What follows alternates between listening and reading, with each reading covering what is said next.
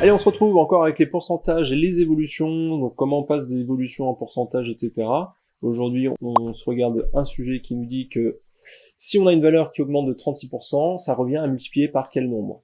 Parce que, rappelez-vous, sur la dernière vidéo qu'on a faite, on a fait un peu la démonstration, si vous voulez, de cette histoire de comment on obtient ce pourcentage d'évolution, mais la plupart des exercices, en tout cas des débuts, on vous donne déjà ce pourcentage, on va vous donner la valeur initiale.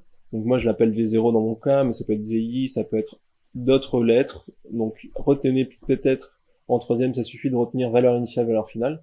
Qu'est-ce que j'avais à la base? Vers quoi ça allait évoluer? Ça peut augmenter et ça peut diminuer. Ici, on va s'intéresser qu'aux augmentations.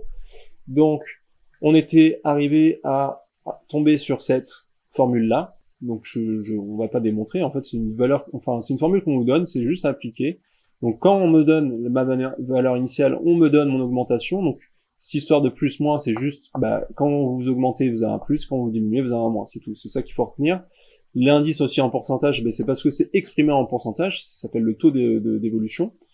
Donc le taux d'évolution, s'il est exprimé en pourcentage, vous le divisez par 100 de cette formule. Donc c'est ce qu'on va faire aujourd'hui, c'est juste s'intéresser à ça. Donc même dans des cours, et c'est ce qu'on fait plutôt en seconde, cette partie-là qui multiplie mon V0, ma valeur initiale, on peut l'appeler aussi CM, pas Community Manager, mais comme coefficient multiplicateur. Donc c'est ce qui va multiplier ma valeur initiale pour arriver à ma valeur finale.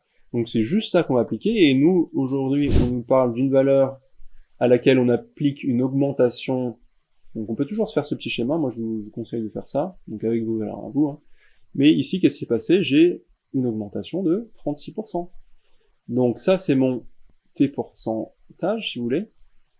J'applique ma formule qui me dit que c'est V0 multiplié par 1 plus mon T, s'il est en pourcentage, je le divise par 100. D'accord? Et ici, à la fin, si je fais ce calcul-là, ça me donne ma valeur finale. Ici, on ne nous donne pas la valeur initiale, donc on ne va pas vous demander une valeur finale. On vous demande juste ça.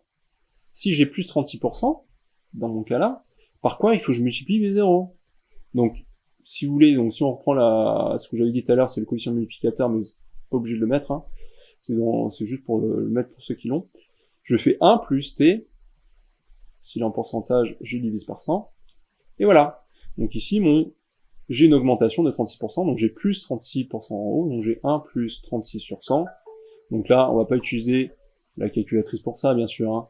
Quand je divise par 100, je décale, ici, c'est comme si j'avais virgule 0, donc je décale ma virgule de 2, 0, donc de 2 crans, si vous voulez, vers la gauche. Donc ça me fait, alors est-ce que je vais avoir la place? C'est comme si j'avais 1 plus 0,36, donc ça me fait tout simplement 1,36.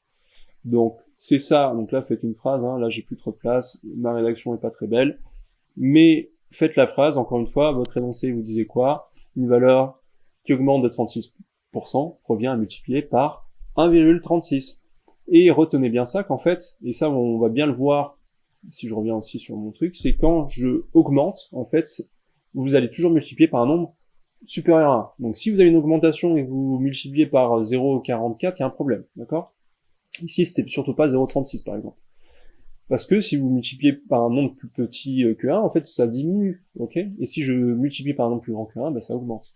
Donc la logique est là. Retenez bien ça et on verra dans les compétences après sur les diminutions ce que ça fait. Donc on a un peu répondu, hein, ça revient à multiplier par un nombre plus petit que 1, compris entre 0 et 1. Voilà. C'est tout pour aujourd'hui. Hein. Entraînez-nous à faire ça c'est super important parce que ça va vous aider à faire tous les exercices si vous arrivez bien à manipuler ce passage de mon taux d'évolution en pourcentage à par quoi je multiplie. Ok, donc très simple pour l'augmentation, un peu plus compliqué de le faire de tête pour la diminution, mais ça on verra ça plus tard. À vous de faire les exercices.